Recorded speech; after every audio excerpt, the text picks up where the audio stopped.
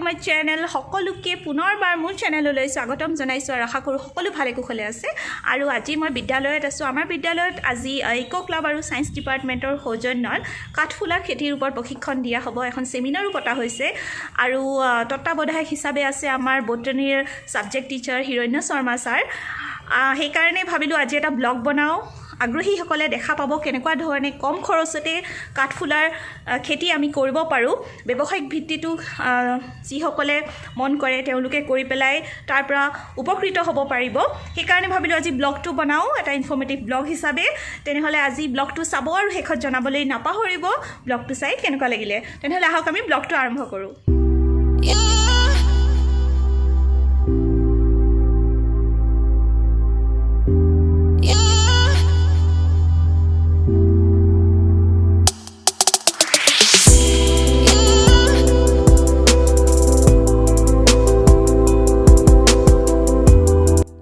কাঠফুলা খেতিৰ কাৰণে প্ৰথম ষ্টেপটো হৈছে খেৰ সংগ্ৰহ কৰিব লাগিব আৰু এটা জোখত কাটি 6 ইঞ্চি বা 7 ইঞ্চ মানৰ এটা জোখত খেৰবোৰ প্ৰথমতে কাটি পেলাই সেইখিনি প্ৰথমতে জাৰ্মছবোৰ ইয়াৰ নাইকিয়া কৰিবৰ কাৰণে এনেধৰণে উতলাব লাগিব এইটোৱে এটা ইজি মেথড হয় যাৰ জৰিয়তে ইয়াত থকা জাৰ্মছবোৰ আমি নাইকিয়া কৰিব পাৰোঁ গতিকে প্ৰথমতে আমি এই খেৰখিনি এনেধৰণে আমাৰ বিদ্যালয়ৰ পাকঘৰত উতলাই লৈছোঁ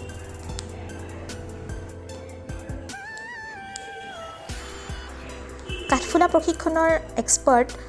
আমাৰ বটানী ডিপাৰ্টমেণ্টৰ হিৰণ্য শৰ্মা ছাৰ তেখেতে ভালদৰে অলপ পিছত বুজাই দিব ছাত্ৰসকলক যেতিয়া বুজাব মই তেতিয়া ৰেকৰ্ড কৰিম গতিকে আপোনালোকে গম পাব কি কৰিব লাগে এতিয়া প্ৰথমতে খেৰখিনি যিহেতু আমি উতলাই আছোঁ এতিয়া ছাত্ৰসকলেও হাতে কামে লাগি গৈছে আৰু তাহাঁতেও কথাটো শিকিছে কাৰণ ৱৰ্কশ্বপ হয় গতিকে তাহাঁতেও আমাক হেল্প কৰিব এতিয়া বইলড এই খেৰখিনি আমি কেৰাহীৰ পৰা আঁতৰাই এটা পাচিত ৰাখিছোঁ অলপ ঠাণ্ডা কৰিব লাগিব তাৰপিছত আমি নেক্সট ষ্টেপলৈ আগবাঢ়িব পাৰিম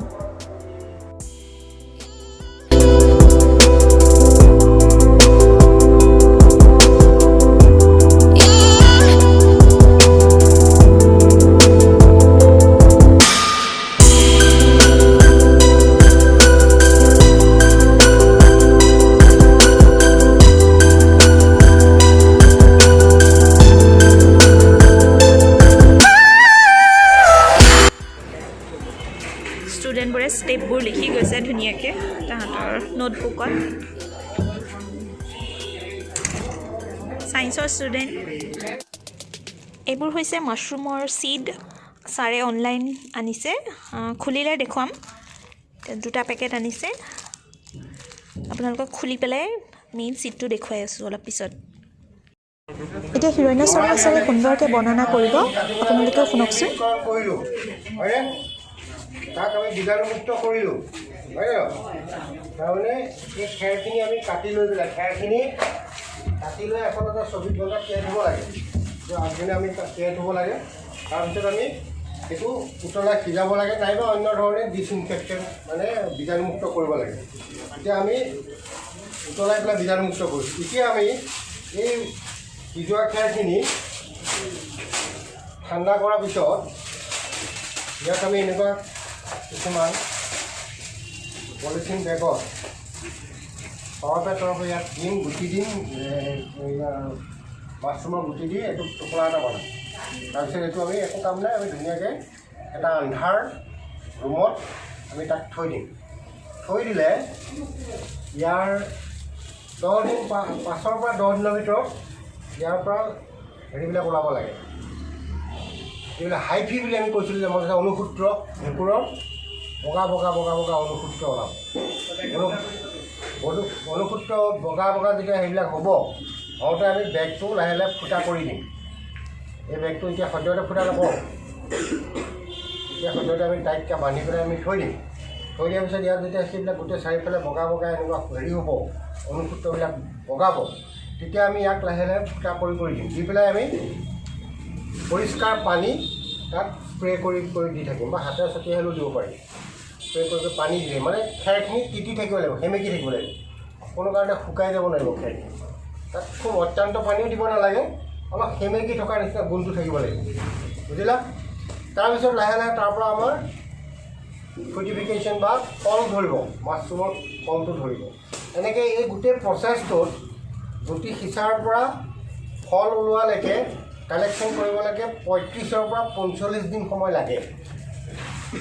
প্ৰজাতি অনুসৰি, পৰিৱেশৰ টেম্পাৰেচাৰ এইবিলাক সকলো অনুসৰি 45 দিনমানৰ ভিতৰত আমি প্ৰথম কালেকশ্যনটো কৰিব পাৰোঁ।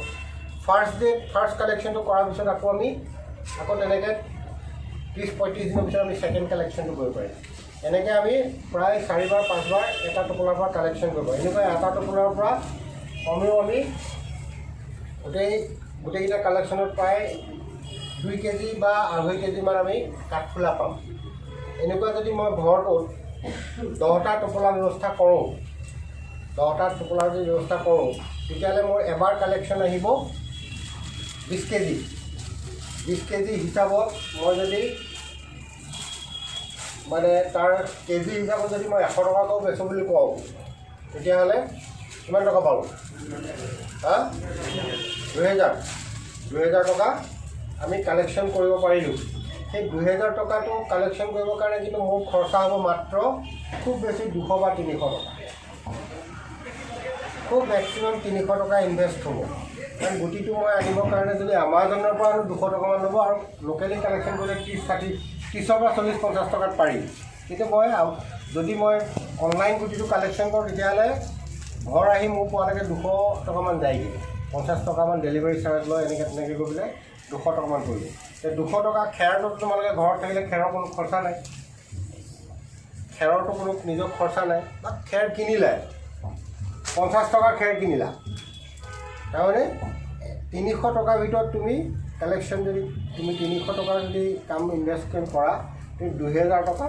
এটা ছিজনত পাব পাৰা। তেনেকৈ নেক্সট ছিজন আকৌ তুমি কাম কৰিব পাৰা। এনেকৈ এইটো এটা হাত খৰচ চলাই থকাৰ ভাল ষ্টাৰ্টআপ। বা ইয়াত যদি আমি আৰু অলপ বেছি লাৰ্জ স্কেলত কৰিবলৈ যাওঁগৈ, তেতিয়াহ'লে আৰু বেছি ভাল হ'ব। মই যদি বোলে একবাৰত 100 কেজি উৎপাদন কৰিব পৰা কৰিছোঁ, 50 কেজি উৎপাদন কৰিব পৰা বা 20 কেজি এবাৰত উৎপাদন কৰিব পৰা কৰিছোঁ, তেতিয়াতো আমাৰ সেইটো বহুত ভালেই ইনকাম।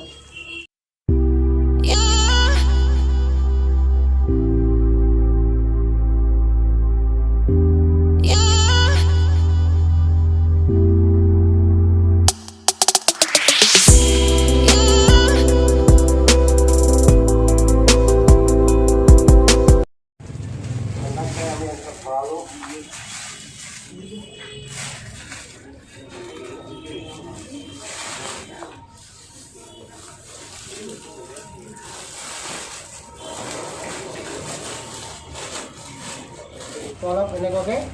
বেছি অকণমান টাইট কৰিব লাগে। এনেকৈ তাৰপিছতে এটা কথা চাব লাগিব যে পলিথিন পেকটো যাতে ফাটি নাযায়। এইটো অকণ তেনেকৈ সিঁচিব লাগিব, পলিথিন বেগটো যাতে ফাটি নাযায়। এতিয়া হাতটো মই অকণমান ক্লিয়াৰ কৰি লৈছোঁ, চেনিটাইজ কৰি লৈছোঁ। ছাৰ গুটিটো কেনেকুৱা এবাৰ দেখাব, হাতত উলিয়াই দেখাওক। মাছৰুম গুটিটো নিদিওঁ, মই হাতটোহে কৰি লৈছোঁ। গুটি ইয়াত ধানত কৰা হৈছে। এইটো ইয়াত তাৰমানে এইটো অয়েষ্টাৰ মাছৰুমৰ চিডটো স্পন বুলি কয়। এইটো স্পন, এইটো মানে ইয়াত ৰেণুবিলাক আছে, ৰেণুবিলাক বেছিডিঅ' স্প'ৰ। ইয়াত বহিছিল ন, বেছিডিঅ' স্প'ৰবিলাক ইয়াত আছে। এই বেছিডিঅ' স্প'ৰবিলাক এনেকৈ এনেই সেইবিলাকতো আমি খালী চকুৰে নেদেখোঁ। গতিকে ইয়াক আমি ধান বা ঘেঁহু এনেকুৱা গোমধানৰ চিড এইবিলাকত তাক আমি কালচাৰটো কৰা হয়। ইয়াক এটা ষ্টেজলৈকে কৰি থোৱা আছে। গতিকে আমি ইয়াক এতিয়া কি কৰিম, এই তৰপটোত এই গুটিবিলাক আমি দিবলৈ যাওঁতে এটা কথা চাব লাগিব যে এইবিলাক আমি ছাইডে ছাইডে দিম, মাজলৈ নিদিওঁ, অলপ ছাইডে ছাইডে দিম। তেতিয়াহ'লে বাহিৰলৈ ওলাই আহিব ন, তেতিয়া আমাৰ বস্তুটো ছাইড হ'ব। কাৰণ মাজত হোৱাটো বাহিৰলৈ ওলাই আহিবলৈ কি সুবিধা নাপাব, সেইকাৰণে মাজত হোৱা গুটিবিলাক মাজত যদি দিওঁ বেছিকৈ, এটা দুটা পৰিলে একো নাই, কিন্তু মাজত দিয়া গুটিটো মানে সি ছাইডলৈ ওলাই আহিবলৈ সি জেগা নাপাব নহয়। গতিকে আমি ছাইডত বেছিকৈ দিম, ছাইডত আমি তাক আমি কাষে কাষে বেছিকৈ দিছোঁ। অলপ বেছিও, খুব বেছিও নহয় আৰু এনেকৈ অলপ অলপ এনেকৈ দিয়া তাৰপিছত আকৌ আমি ইয়াত এতিয়া এটা টপ আকৌ নেক্সট লেয়াৰ এটা আমি আকৌ এনেকৈ নৰাৰ লেয়াৰ এটা খেৰৰ লেয়াৰ এটা এনেকৈ খেৰৰ এটা লেয়াৰ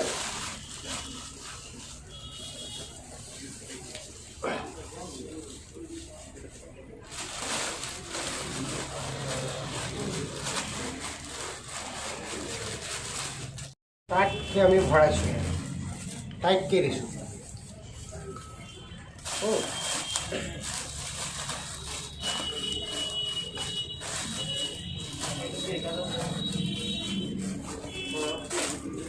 এতিয়া আমি আকৌ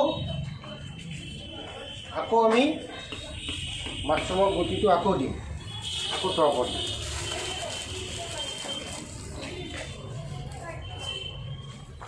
একদম বেৰখন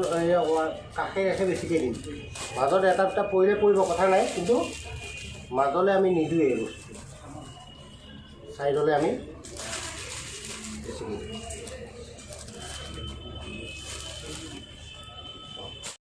বান্ধিব পৰা ইমানটো টপ অহাকৈ আমি 3টা 4টা 5টা টপ আমি দিম দি পেলাই এইটো টাইট ফিটকৈ বান্ধিব লাগিব ইনষ্ট্ৰাকশ্যন লৈ ইহঁতি হাতে কামে লাগি গৈছে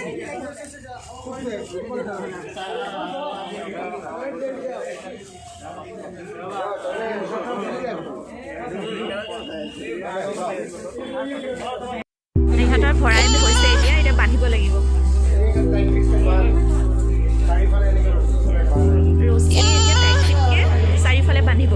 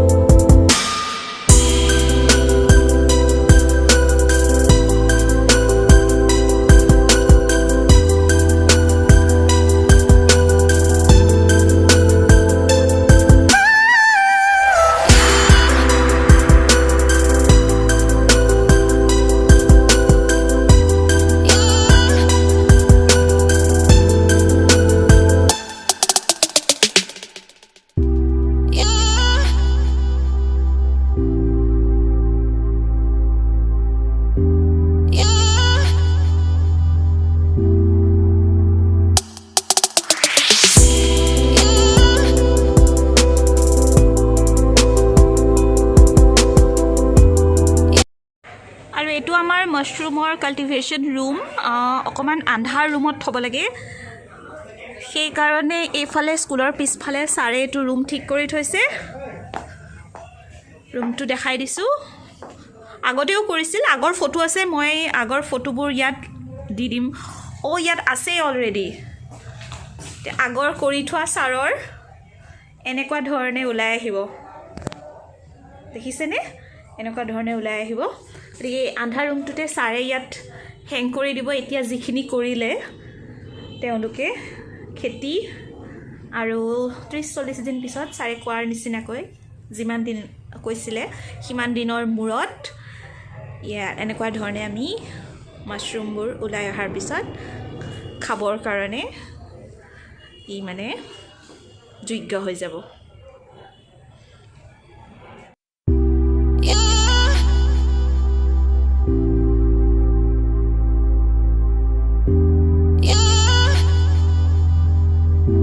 গতিকে আজিৰ ব্লগটোত আপোনালোকে দেখা পালে কেনেকৈ